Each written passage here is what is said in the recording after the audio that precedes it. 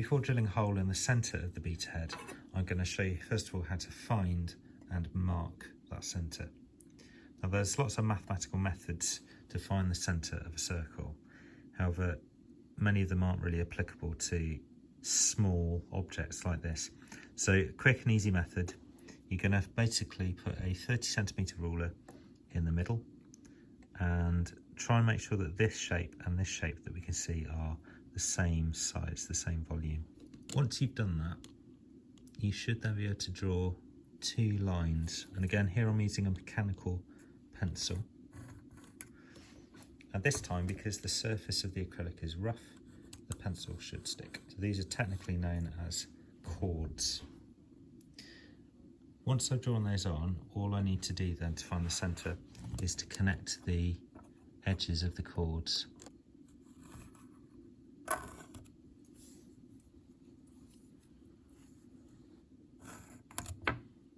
And then this gives me the centre of the circle here. Carefully line up the centre punch. Double and triple check it.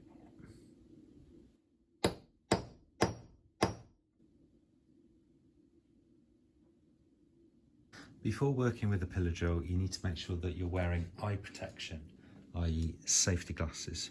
If you have long hair, tie that back, and you'll have an apron on to basically cover any loose clothing. If you have jewellery, so necklaces, etc., make sure to tuck those in or remove them. The pillar drill has a guard that flips over most of the rotating parts, and that will help protect you. In addition, the on switch is here. The cover flips down, and in an emergency or just to switch it off, all you have to do is press that button. As the diameter of the aluminium rod is 5mm, we're going to use the 5.5mm drill bit. If this isn't already in the drill, loosen the chuck, either using the key or your fingers, so anti-clockwise. Place this in, tighten as far as you can here. We're going to clamp the work in place using this drill vise, and bear in mind this is acrylic, so if we clamp it too tightly it can shatter, so just snugly. Okay, and before we turn the pillar drill on, what we're going to do is just see whether the centre of the drill bit lines up with the centre of my mark there.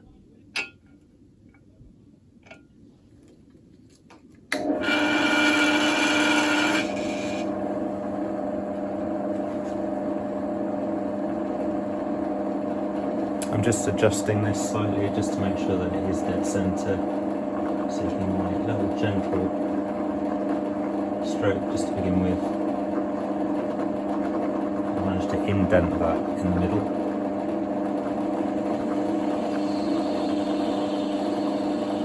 With even pressure, I'm pulling this handle forwards.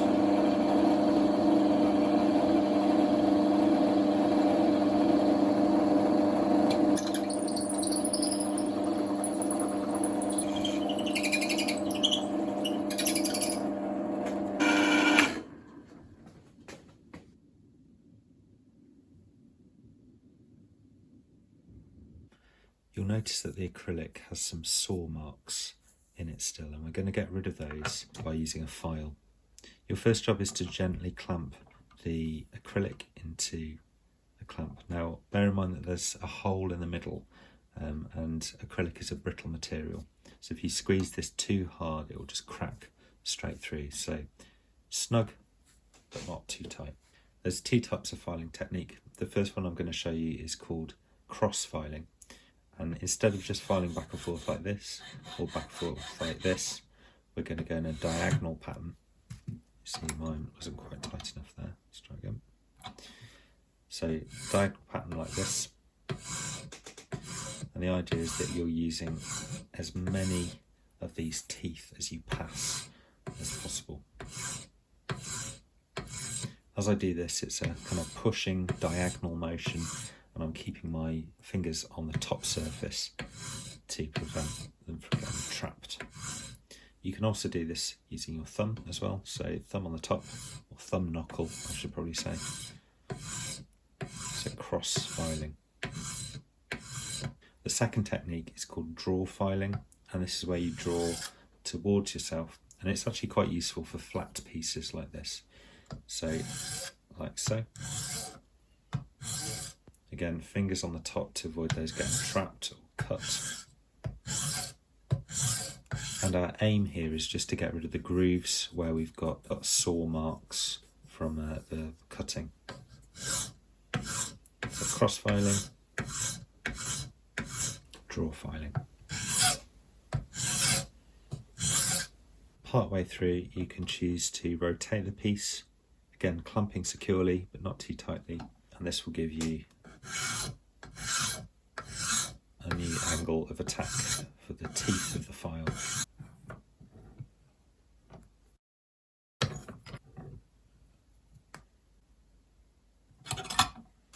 As you rotate the piece, you may notice imperfections from different angles. You still see there's some marks there.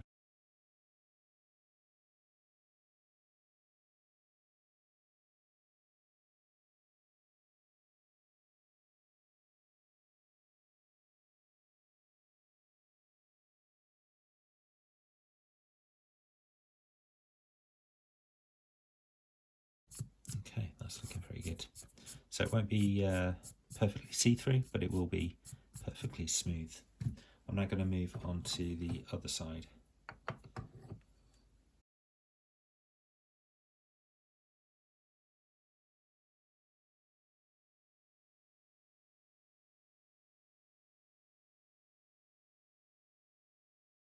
Okay, there we go, all my scratches gone. Next up, we're going to think about the radius of the edge of the beater head. Now you measured this in task 1, and because this is a kind of a fairly squishy object, you'll probably find that you have a different radius measurement to your neighbour. I've just measured this one to be around about 3mm radius, and again that just tells you how curved the edge is. The edges of the acrylic block are currently 90 degrees, which means that we're going to need to take off some material to make it fit any kind of radius. Now, I'm not expecting you to do this part perfectly, but you will get a better result if you take a little care as you go along. With the file, we're going to remove some material at 45 degrees, and to do this we're going to use draw filing technique. So again, remember fingers or thumb on top of the work, out the way, so that it gets squashed as you pull this towards you. Now what we're going to do is try and get a consistent angle here. So I'm going to draw this towards me, and I'm going to then rotate the piece bit by bit until we get a smoother edge or bevel. So I'm aiming for about a 45-degree angle here, but consistency is key.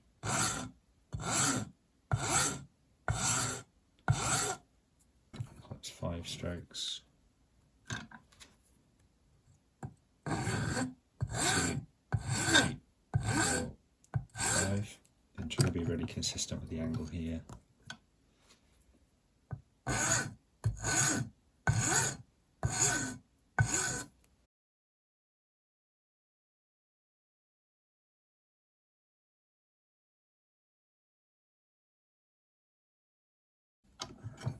Okay, you'll now notice that I have some little bits along the edges here where I haven't managed to hit this with the file. So I'm going to put these upright and do the same thing again.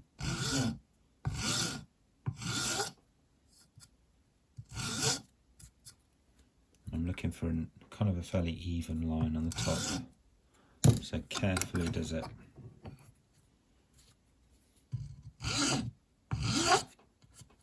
It might only take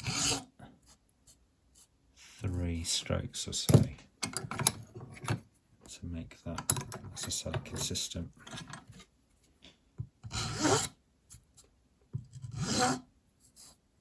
You can feel it with your thumb or your fingers just to kind of get an idea of that consistency. So we go for this one next.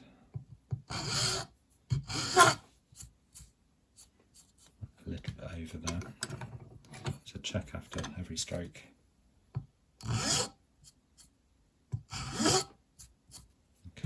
looks good.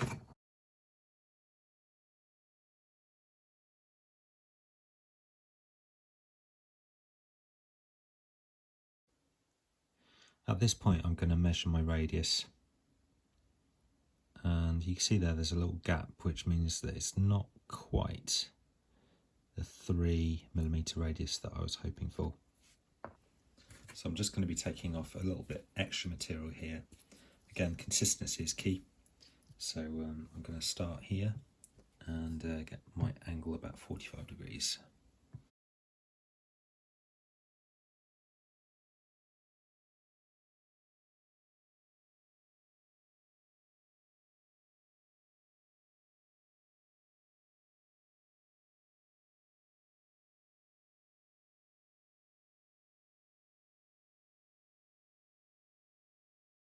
Again, that's looking fairly consistent, and I'm going to go back to the sandpaper to round off this edge. And 240 grit, just for some shaping.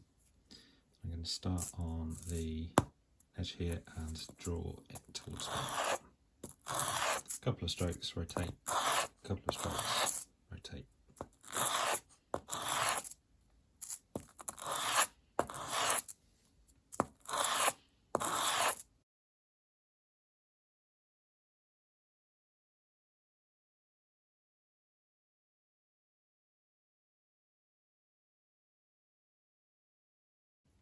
I want to kind of hide the boundary between this 45 degrees and this top edge. So I'm just going to keep going.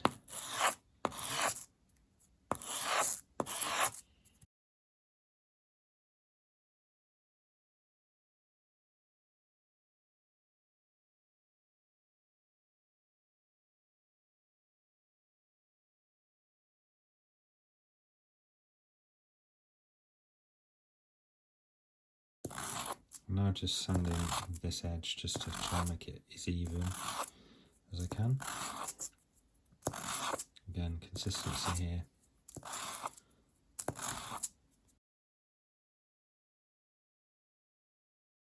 Now just go from the other side, so I'm just going to try not to scratch this smooth surface here, so not completely flat. Again, the same method as before.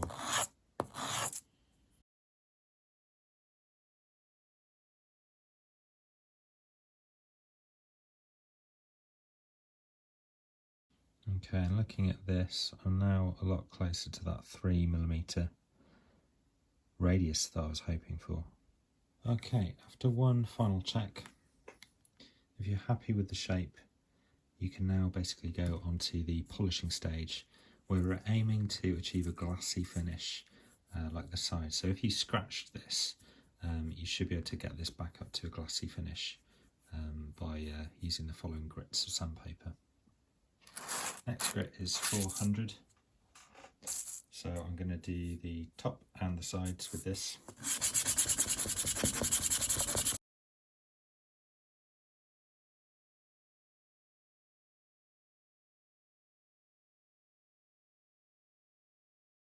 Now same thing again with 600 grit.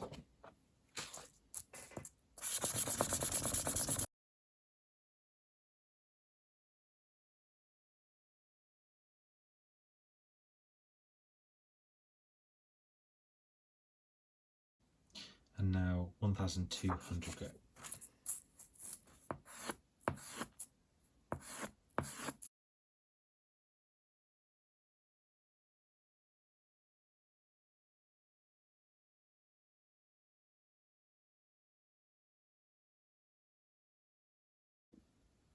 $1,500.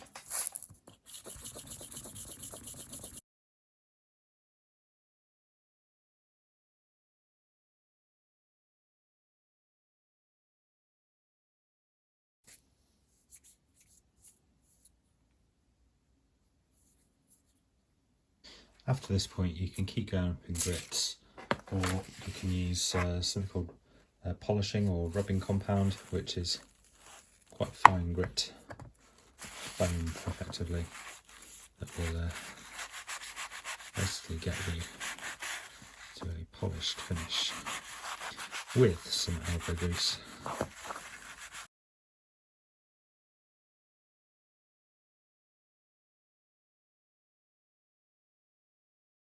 Wipe off the excess, and you should have something that looks a bit like this.